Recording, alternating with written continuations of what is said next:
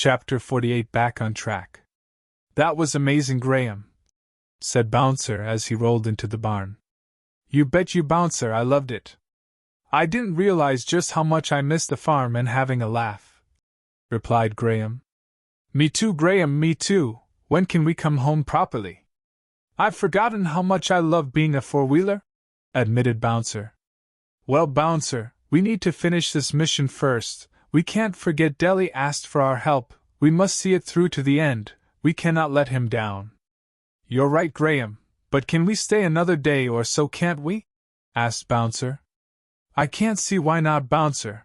I reckon Barnaby must be in a proper spin at the moment trying to track us down, laughed Graham, unaware that Barnaby, at least as he was concerned, was very hot on their trail.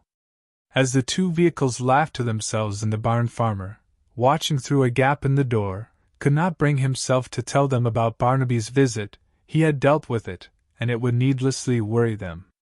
They needed their rest. In fact, by the time Farmer had finished mentally discussing his decision, the boys had gone quiet and dropped off. He would get to bed himself and see them in the morning. He had a few jobs he needed a hand with.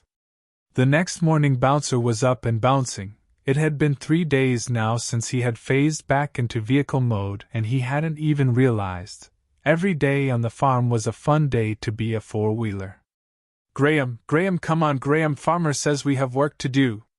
A sleepy Graham came to, his vision slowly focusing on the crazy image of Bouncer bouncing from floor to ceiling like a spring lamb that had been fed pure sugar for a week and then let loose in a field.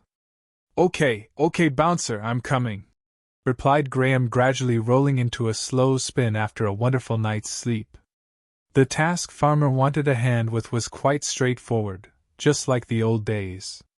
The sheep needed moving from the mountain back to the farmyard to be drenched, which is basically medicine for sheep, though it did not look very nice, to be honest, which could also be said for human medicine. Farmer got into Graham's passenger seat and Bouncer did his best, bouncing all the way to the top. Nice to have you two back, Graham, said Farmer, a bright glint in his eyes.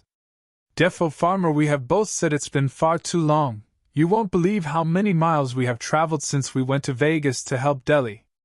By the way, have you heard from Deli lately? Questioned Bouncer as he bounced from fence line to stone wall with the odd somersault thrown in for good measure. Now you come to mention it, Bouncer, I haven't.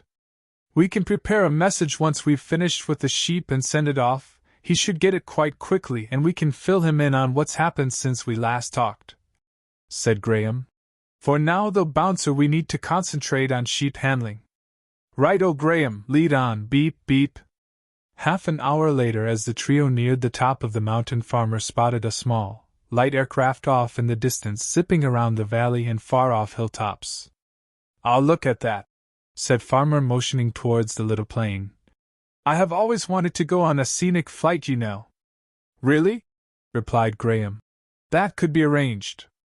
No way. It's far too expensive, said Farmer. No, it wouldn't, Farmer. Anyway, you are defo worth it, smiled Graham. Deli gave both Bouncer and me an upgrade when we got back from Trigon, a new, longer life phase shifter. We can shift into pretty much anything we want. How do you think we got here from Sweden? Farmer smiled.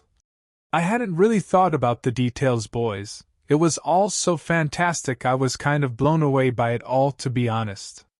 Not a problem, Farmer, said Bouncer. So what can you phase into now then? Asked Farmer. As Graham and Bouncer looked at each other, they both replied. What do you fancy?